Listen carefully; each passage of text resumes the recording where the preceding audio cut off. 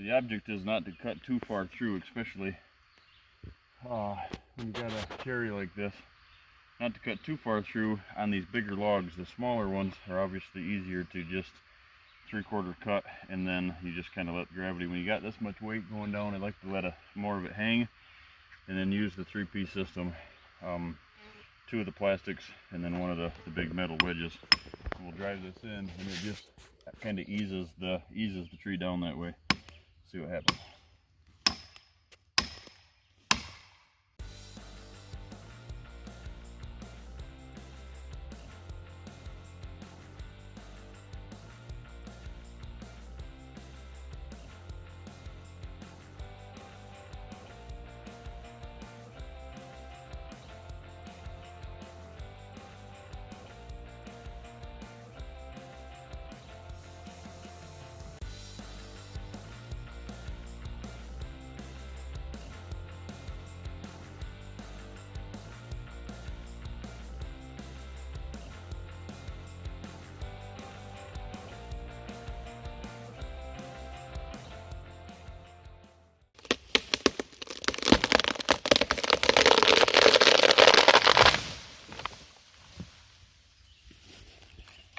So by doing that, it took a little bit longer, but these bigger trees, if you 3/4 cut them like you do, you know, that typical 6/8 perfect hingeable tree.